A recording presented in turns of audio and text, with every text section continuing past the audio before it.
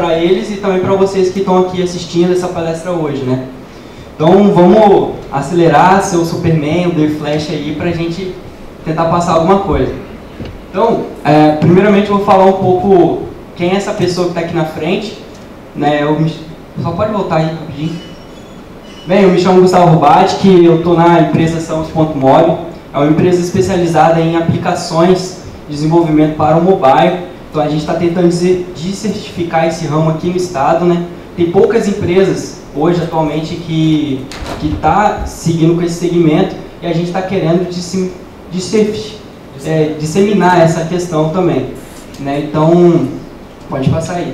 A gente vai apresentar aqui um case que não surgiu da Samos.mob, mas surgiu de algum tempo atrás, mas a gente está usando aqui porque a publicação foi aqui na Samos.mob.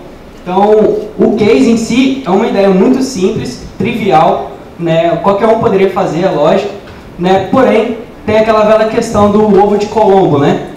É muito simples, qualquer um poderia fazer, mas foi o primeiro que fez.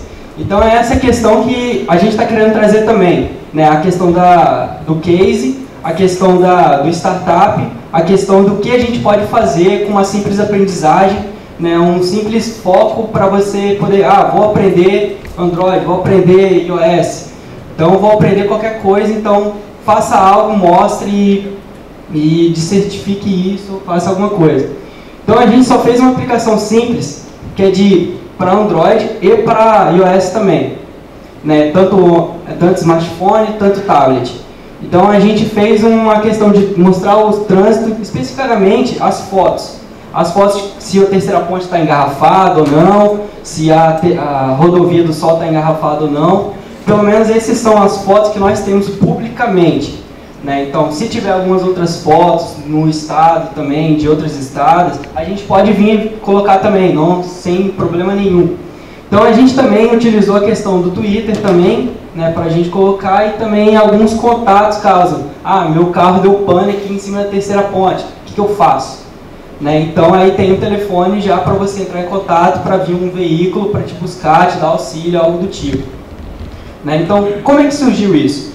Da onde foi essa ideia? Então é isso que a gente vem aqui para te mostrar e mostrar também alguns obstáculos que a gente teve, né? E para a gente eliminar esses obstáculos, né?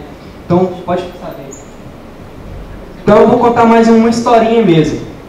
Então, eu sou um dos sócios da Samos.mob, né? Teve outro sócio meu que falou, cara, a gente não trabalhava lá ainda, aí ele falou, cara, vamos para o mercado mobile, vamos fazer alguma coisa, vamos fazer algo do tipo. Então, como ele já estava querendo estudar já iPhone, ele comprou o iPhone, ele estudou iOS e tal, iPad. Então, você fica com a parte Android, beleza, já mexia com Java, algumas coisas assim, mexo mais com .NET mesmo, mas então beleza. É orientado a objeto, então vamos embora. Então fui pegar Android. Só que essa questão, pode passar. Aí essa questão surgiu, o que a gente vai fazer? Então a gente estava querendo pensar em alguma coisa. Pensar em quê? Então a gente não sabia, então durou alguns dias. Foi aí que a gente viu uma questão, a gente tinha que ter a criatividade. Mas como o Everson estava falando também, né? O que é a criatividade? Como se expõe essa criatividade? Então eu digo que a criatividade, ela não se busca, ela não se encontra, ela vem, ela aparece quando você precisa. Então ela se diz que é um processo meditativo. Pelo menos eu digo isso, porque é uma virtude nossa. Então a criatividade, você não quer, eu vou ser criativo agora. Não, você não vai ser criativo agora. Mas se você entrar em um processo meditativo, ser que estou aberto para isso, eu quero que isso aconteça. Então se você se abre para isso, então as coisas já mudam. Por exemplo, meditação em si vem do termo meditar. Ditar se diz. Então me diz o quê? Então essa é a questão, né, de você esvaziar todos esses padrões que nós temos, como o Elcio estava falando, e fazer algo novo, né? Vinho novo, adivinho novo. Então essa é a questão, né? Ser criativo não é buscar e nem encontrar, é estar aberto para isso, estar aberto para o novo. Então por isso que eu digo que é um processo meditativo. Então com isso, o que a gente tem que fazer? Vamos ver o que vai dar, vamos ver o que, nesses dias aí, o que vai aparecer na nossa mente, vamos fazer. Então, com isso, a gente teve essa ideia, né? Eu tive essa ideia do nada, não sei de onde veio até hoje. Eu só sei, tem as fotos lá na Rodossol, vamos mostrar para mobile. Então foi isso, vamos fazer. Foi nisso que o Cristiano, meu outro sócio, falou que ele já estava estudando iOS, chegou e falou, beleza então. No outro dia ele apareceu com as fotos já no Android, no iPhone. Aí eu, beleza, então eu vou ter que fazer para Android. Então, eu sem instalar nada, sem instalar Eclipse, sem instalar qualquer outra IDE, eu tive que me virar para estudar, né, o Android. Também não tinha a experiência ainda, tinha nada, só sabia que existia, sabia que as pessoas usavam. Né? Então, eu fui lá e, vamos fazer então. Então, eu fui fazendo. Então, mas a gente já tinha ideia, vamos fazer. Com isso, nessa questão de construir, então a gente foi na massa, mão na massa. Então, como que a gente foi fazer? Né? Então, eu não sabia, né? Então, eu sei que Android é em Java, beleza. Mas qual ideia eu uso? Né? Então, a gente tinha que pesquisar. Pesquisar o quê? O que eu ia usar? Né? Sendo que tinha uma questão que eu trabalhava com .NET, usava Visual Studio. Eu acho uma ferramenta incrível, mesmo uma ideia de desenvolvimento excepcional, ficou meio... Então, ali estava escrito que a paixão ainda continuava pelo Visual Studio. Né? O Visual Studio, ele me propôs muitos momentos de desenvolvimento muito prazerosos. O que você desenvolveu? Mas porque eu gostava de estudar, eu gostava de desenvolver. Então, essa questão do Visual Studio ali teve uma integração muito bacana. Então, era uma questão, eu posso usar o Visual Studio para programar em Java, porque tem o J Sharp, né? Pelo menos quando foi criado e tudo mais. Então, mas aí, como é que funciona? Fui pesquisar, não encontrei nada. Tinha alguns plugins e tudo mais, mas nada. A única coisa que tinha era o Xamarin, né? O Monotouch, o Mono, Android e tudo mais, que faziam essa camada, né? Que dava essa interpretação do C Sharp em si, do .NET, para as linguagens nativas dos aplicativos. Só que, porém, eu vi que dava para usar sim, tinha alguns cases, tinha games, tanto no iPhone, tanto no Android, porém, não era a mesma coisa. Né? Então, se vocês baixarem, se vocês verem, utilizarem umas aplicações dessas, vocês vão ver que não é a mesma coisa. Você pega uma aplicação nativa e pega uma aplicação feita com uma dessas SDKs, desses intermediadores, vocês vão ver que tem uma diferença. Pode ser usada? Claro que sim, né? Por que não? Foi feito para isso, para ser usado. Né? Mas eu vi que não vai dar. Depois que eu vi uma aplicação, eu lembro ainda dela, que o que mais pega é na renderização das imagens nos aplicativos. Né? Porque cada vez que você rola uma página, um list view, por exemplo, uma lista, ele vai renderizando uma página nova, ele não grava em memória. Então ele vai renderizando uma página nova. Então aí quando ele sobe, então ele gera uma página nova. Então vai gerando uma imagem nova. E quando você volta, ele gera de novo. Não sei se o iPhone é assim. Quem pode me dizer é o Bernardo aí, né? Eu não peguei o contexto aí, não. Brincadeira. Não, é porque desde quando eu trabalhava com... Eu sei uma funcionalidade do iPhone que quando você sai do aplicativo, ele tira um snapshot da última tela que você estava. E quando você volta, ele está carregando ali, mas ele exibe o snapshot. É só uma mentirinha para fim de performance. Então... Sabe o negócio é que ele está falando que o Xamarin, no caso, ele não...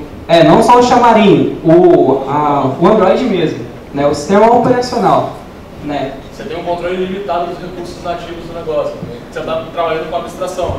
Não, eu só queria citar que eu acho que se o iPhone der uma coisa desse tipo, acho que essa pré-renderização, esse cache, deve ser comum nele. Né? Olha, tem. Tanto é que você vê alguns aplicativos, você vai ver, toda vez que você tem uma imagem que busca pela web, né? Você vai colocar uma imagem na web ali na sua lista. Então, se você... E toda vez que aparece aquela imagem, ele faz uma requisição na web. Então, se você dá a rolagem dela, ele sempre vai fazer essa requisição. Então, ele tem um métodozinho lá, que é o getView, que você vai pegar aquela parte da lista que ele sempre vai renderizar, sempre que mostrar na tela, e não como ela está oculta. Então essa é uma grande diferença. Isso tanto no Windows Mobile 5.0 e por aí. Sempre foi assim nessas questões mobile. Então, e essas SDKs, ela também pecam um pouco nisso, né? Elas perdem um pouco de performance. Tá, enfim, não pude mais usar o Visual Studio porque algumas aplicações me deixaram triste com isso. Porém, aí eu vi outras SDKs, o que eu vou usar? Titânio. Titânio é muito bem falado, né? O Titânio é muito usado, mas parece que uma estatística no site deles tem mais de 200 mil desenvolvedores que usam, né? Então, tá, vamos estudar, vamos ver o que dá. De case aí para Android. Sim, sim. Então, é uma coisa bem simples, porque você codifica JavaScript nele, tem uma SDK propriamente dita para desenvolver para ele e desenvolve tanto para iPhone, para Android e para HTML5. Com isso, tá, então vamos ver como é que é, né? Bem, é muito bom, né? Ele tem uma síntese muito boa, porém é a mesma questão também que o Xamarin, porém ele consegue uma performance bem melhor. Anteriormente ele usava hoje na verdade ele usa dois tipos de interpretadores de JavaScript, né? Então um que era feito em Java antigamente, agora o V8 que é feito em C mesmo, base C. Então com isso trouxe uma performance muito maior, um gap bem maior. Então ele sempre estava evoluindo. Em junho desse ano, eles construíram uma ideia também baseada no Eclipse, que é o Titânio Studio, né? Então é todo cheio de firula lá, todo com as suas usabilidades, todas as suas funcionalidades que se usam no Titânio, assim como o Android e SDK fez. Pode passar. Só um comentário, JavaScript vai dominar o mundo, né, mano? Já todo mundo usa. Programador .NET, Java, PHP, e agora você tem só programador JavaScript para fazer aplicativo. O Windows 8. E o Windows 8. O Genome, se eu não estiver enganado, também agora é todo feito em JavaScript e por aí. Acabou. A Telefônica lançou, que é Vai telefonar em JavaScript não, né? Se você está acostumado a trabalhar com C Sharp, Java, você vai para o JavaScript, é outra ideia. Tipo, você querer falar inglês pensando em português. Vai ter problema no caminho. Você pensa em inglês, você pensa em português. Você tem que pensar no modelo de desenvolvimento de JavaScript. Assim você tem que pensar no modelo de desenvolvimento de C Sharp. Em JavaScript eu já peguei projetos que uma variável, ora era número, ora era string e ora era um método a ser executado. Então, o que é? Uma programação, né? Te deu o poder, você que não sabe usar. Com grandes poderes. Então a gente deu uma olhada também na questão do PhoneGap. Na verdade eu fui dar uma olhada no PhoneGap. Cara, o PhoneGap é praticamente a mesma coisa, porém, ele vem com uma visualização já o quê? Com HTML, JavaScript e CSS. Ou seja, aquela pessoa que sai do desenvolvimento web, ele facilmente vai poder entrar no mundo mobile utilizando o PhoneGap. E ele também exporta para iPhone, para Android, iOS, Windows Phone, BlackBerry, Bada, Siemens. Então tem 7 plataformas aí. Ela está tentando dominar o mundo das plataformas. E é excelente, e é criada pela Adobe, e ela tem uma ferramenta muito interessante também, que é a compilação web. Então ela tem uma ferramenta muito legal, eu não me recordo o nome agora, mas que você pega o seu código HTML, CSS, JavaScript, faz o upload, a própria Adobe ela compila e te dá um QR Code para você baixar o seu aplicativo. Tá ali, ó, PhoneGap Build. Esse mesmo. O PhoneGap Build. Isso. Não recordava. Então essa é uma ferramenta que eles têm online. Você manda para o seu cliente, toma, esse QR Code aí. Ele vai lá e baixa e salva o seu device. Então é muito legal, muito bom. Só que algum de vocês já baixaram algum aplicativo feito em PhoneGap? Como é que era o aplicativo? Assim, de usabilidade, funciona. Mas a experiência é ruim, é um pouco lento, né? Exatamente. É um mundo maravilhoso na teoria, mas na prática, Vocês podem entrar no site lá do PhoneGap mesmo, baixar qualquer aplicativo, dentre todos que eu baixei para testar, todos eu tive a mesma impressão. Qualquer aplicativo, ele tenta fazer um iPhone disfarçado no Android, né, com a interface que ele dispõe lá, e também as imagens ficam todas, parece que não existe PNG no PhoneGap. Se eu coloco um PNG, não tem alfa, ele fica um GIF recortado, mal feito. Fora a performance também, que ele fica dando muito lag, ele dá muito lag. Então, é um convite que eu faço a vocês, que baixem qualquer aplicativo disponibilizado lá no site da PhoneGap e vejam como é que é. É um mundo maravilhoso, na teoria, mas na prática, bem, eu não usaria e entregaria isso para o cliente. Bem, então eu me convenci que vou codificar nativo. Né? Então, em Java, assim eu tinha performance, assim eu tinha fluência na questão da agilidade, na questão da interface, utilizando a interface padrão do Android, que todos já estavam acostumados, né?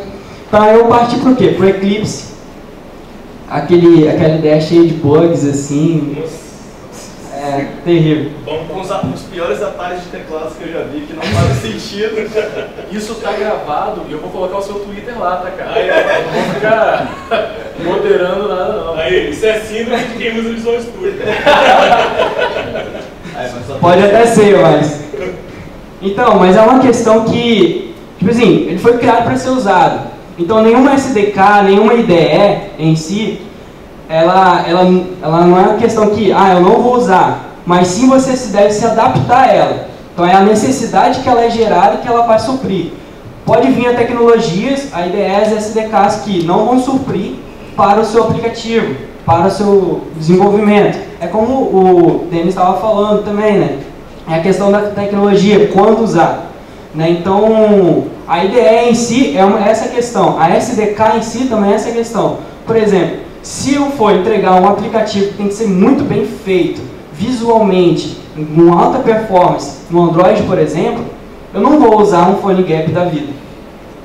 Mas se o meu cliente não importa com design, não importa se ele está desempenhando bem, ele quer que funcione em todas aquelas outras plataformas, por que não usar o PhoneGap? Ele já te traz isso. Ele não se importa com essas questões de qualidade e tudo mais. Né? E pode falar. Esse não é um pouco custoso, tipo assim, eu sei trabalhar no PhoneGap, sei trabalhar no Eclipse, sei trabalhar no Titanium, então tipo assim, como é que você mantém assim, porque cada um deve ter a particularidade, você trabalharia uma coisa Eclipse Java nativo ali e tal. Tem sim. Para quem não conhece o código nativo, por exemplo, do Android ou do iPhone, vai ter uma dificuldade muito alta, porque eles trabalham em mundos diferentes. Né? Então elas colocam intermediários, programações, linguagens diferentes. Porém, quando você conhece essa codificação nativa, você já sabe a essência daquele aplicativo, daquela codificação vai fazer. Por exemplo, no Android, as telas são activities. Então, se no Titanium eles falam que chamam de window, então vamos falar, e um window é uma activity. Existem outros padrões também. Então, no PhoneGap também tem seus esquemas também, na questão do código mesmo, sim, em HTML, né, e o CSS também é feito para fazer todas aquelas firulinhas no design que para o usuário contem muito. Né? Então, quando você conhece o codificação nativa, fica muito mais fácil. Porém, sim, não é tão viável mexer com todas essas tecnologias. Né? No caso, se você fizesse uma equipe mobile, você teria uma equipe totalmente multidisciplinar. Tipo, um cara focado totalmente para uma ferramenta, talvez. Lá na Samus a gente está fazendo isso, né? Eu estou na parte de Android, também estou pegando a questão do Windows Phone, só que eu nem comecei a futucar ainda e tal, nem brincar assim direito. Mas e o outro está com o iPhone, com iOS, então está desenvolvendo para iPhone e tudo mais. Então a gente conseguiu discernir isso aí. Você pode... deixa. Então é uma questão de todas aquelas ideias que eu tentava escolher. Na Eclipse eu passei por elas, tem os plugins que você baixa diretamente na SDK, te dá uma experiência bacana. Também tem a questão do NetBeans também, só que o NetBeans ele não tem algumas coisas que você precisaria, que o Eclipse já te fornece. Então, é mais uma questão de um editor de texto, basicamente, o Eclipse, o NetBeans se forma. E tem o IntelliJ, que é da JBrains, que é em Java também, é codificação em Java, e se adaptou para iPhone, para Android. Só que tem uma questão que ele é muito difícil, ele tem uma curva de aprendizagem bem grande, até na configuração. Então, a estrutura que ele te propõe também não é tão agradável. É claro que algumas pessoas podem se adaptar perfeitamente e achar que é o melhor editor, né, de código para ela, não há problema, mas pelo menos no meu ponto de vista, não foi bem assim. E aí, com falta de opções, né, a Motorola, né, que foi comprada pela Google e tudo mais, fez o MotoDev Studio, que é o Eclipse com as suas particularidades. Os bugs não saíram, né, mas ainda assim, ele ainda era a melhor ideia que eu encontrei para trabalhar. Né? Por quê? Porque para mim, como iniciante, eu via que tinha essa ferramenta, né, de que você arrastava os objetos para o palco para a gente montar toda essa interface. Eu não sabia como fazer essa interface. Assim como um P no HTML, ele faz um parágrafo e faz uma estrutura, bloco e tudo mais. Eu não sabia o que fazia ali no Android. Então, para mim, essa ferramenta visual, ela ajudou em muito. Né? Então, eu fui arrastando e fui estudando. Então isso aqui é link com tal coisa. Hoje eu já não uso mais. Mas, para um iniciante, ele é muito boa e é bem recomendável, assim, a questão. Tem a sua solução na internet também, que se chama o Droid Draw. É semelhante, mas não é a mesma coisa. Né? Você faz essas interfaces, eles geram XMLs e aí você consegue baixar. Bem, aí com isso o MotoDev também tem a questão muito forte com a integração com várias ferramentas para você desenvolver em Android realmente. Então, ele cria uma nova aba e ele te encaminha várias coisas, gera vários templates para você. Então, para um iniciante no Android, ela é muito importante para você conhecer o código em si, conhecer a plataforma em si. Então, é uma ajuda, né? É uma ajuda. Agora, se tem alguma outra ideia que vocês prefiram e tudo mais, tudo bem. É só uma recomendação de iniciante que eu estou tentando fazer aqui, porque das dificuldades e das obstáculos que eu passei para tentar utilizar a melhor forma possível no Android. Né? Então, pode passar, Dani. Bem, com isso, essas foram as questões das IDEs, das SDKs que eu passei. Né? Porém, e o aplicativo? Como é que é o aplicativo? O aplicativo é bem pequeno, bem trivial. Bem, o início foi o quê? Somente fotos, nada além disso. Então a gente tinha duas fotos que se dispõem lá no site da Rodossol mesmo. Duas fotos da ponte. Então se vocês entrarem no site da Rodossol, vocês vão ver que tem duas câmeras lá.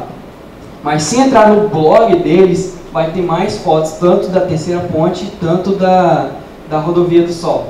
Então eu fui lá buscar e a única coisa que eu estou fazendo é carregar a imagem a partir de uma URL.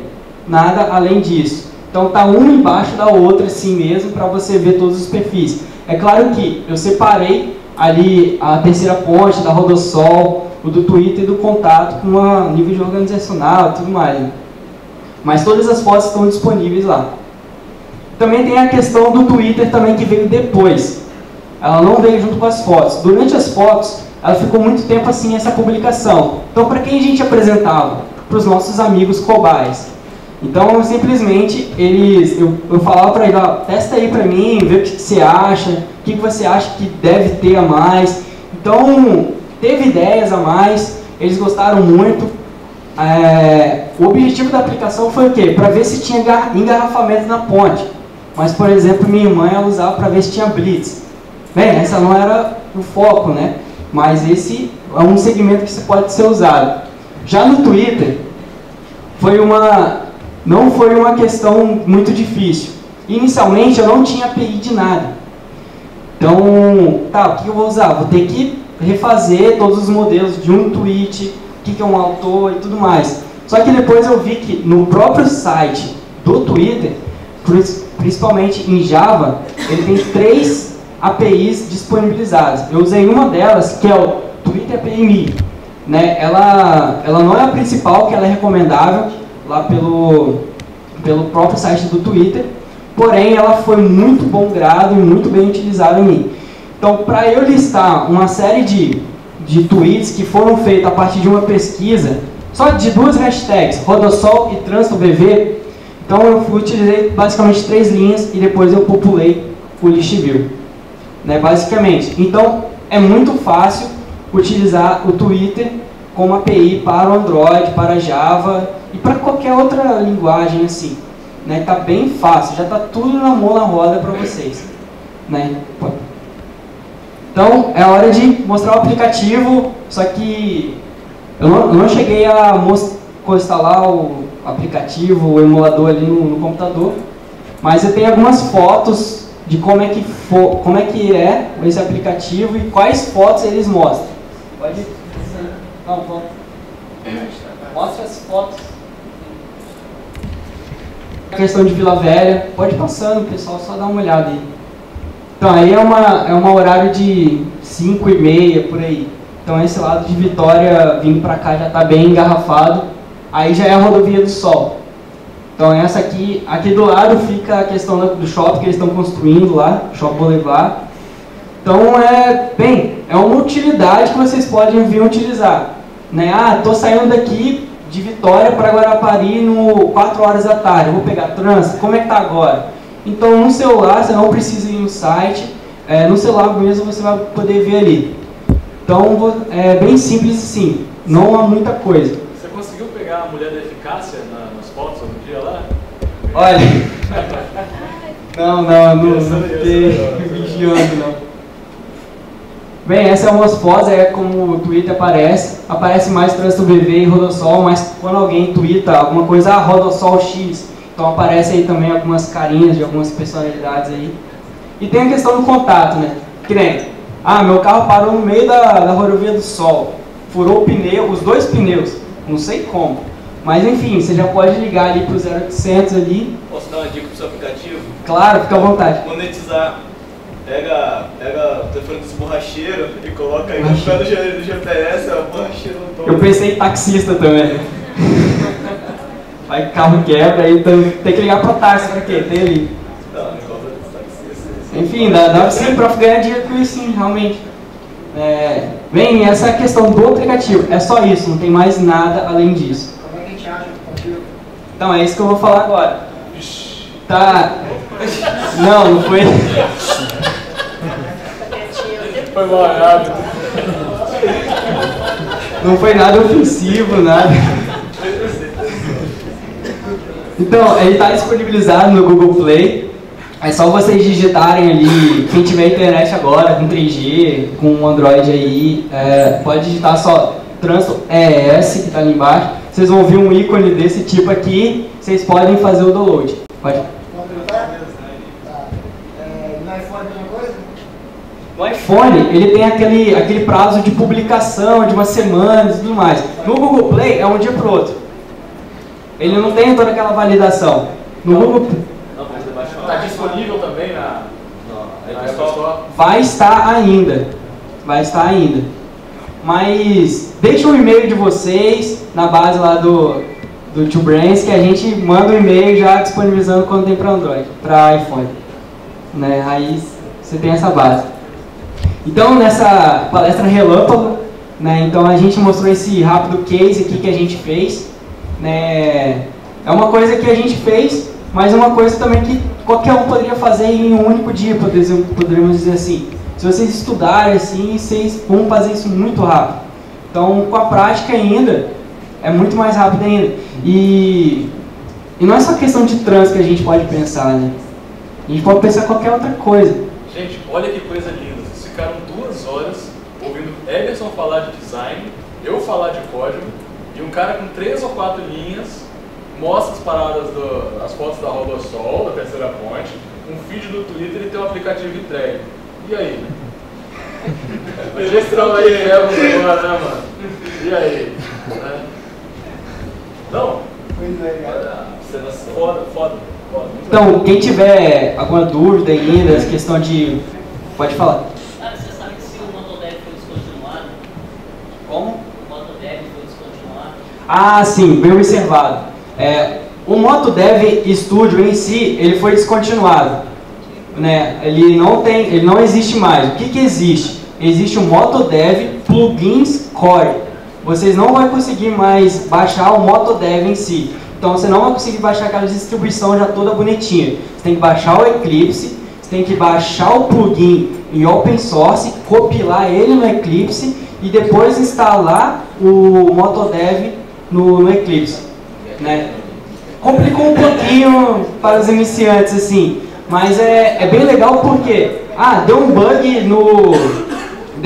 no alguma ferramenta, algum plugin no MotoDev. O código está ali, está aberto. Você pode simplesmente recopilar ele de novo, mexer, acertar o erro, não piorar, e compilar de novo e instalar no seu Eclipse. Né? Ele foi descontinuado tem pouco tempo, não foi muito tempo não. Foi? Então acho que eu tentei baixar, eu baixei a 4.0, aí eu pedi a atualização do qual, mas só para defender um pouco o MotoDev, para quem está começando, no meu caso, eu tenho um ano de desenvolver Android, e ele tem uma questão de URL que ele faz muito bem, né? Ele gera ali para você, algumas classes de acesso a banco de dados, no caso do SQLite, é muito bacana para quem está começando mesmo. Quem quer fez a aplicação, eu quero acessar a sua base de dados, você pode disponibilizar uma URL para mim, né? E um content provider não é tão fácil de fazer, né? Para quem está começando. Então ele disponibiliza, ele gera para você o content provider, você só passa alguns dados dessa URL, ele disponibiliza a sua base de dados, que é única para a sua aplicação, para que a minha aplicação acesse e tenha uma interatividade com a sua. É bem bacana isso do MotoDev, né? Que é o content provider, que é o provedor de conteúdo dele, muito bacana isso. O MotoDev eu utilizo ele hoje, né? Eu falo aqui porque é uma falta de opção. Anteriormente eu estava usando, no meu notebook até ele está com 4.1, a última versão que saiu. Só que aí, no meu notebook não, no outro computador que eu desenvolvo. Ele está no 4.1, mas no meu notebook, quando eu instalei o Windows 8 ali agora, eu tive que instalar tudo de novo, aí tive que passar por isso. Mas eu também vou atualizar agora recentemente.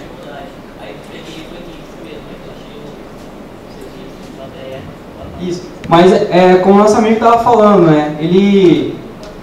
Eu acho que é o melhor editor, o melhor IDE que tem hoje para desenvolver Android. Né? Qualquer um pode ter sua opinião, claro, se sentir à vontade com o outro, mas os recursos que ele colocam para você são bem legais e te adiantam muito, que nem ele estava falando a questão do Content Provider, que ele faz tipo um engine framework, ele já gera para você. Você dá um modelo ali e toma, cria para mim. O código de snippets, isso. Código snippets. Que são códigos prontos, né? E arrasta, você liga GPS, você liga Flatcode, para quem está começando também, o code snippet também é muito bom.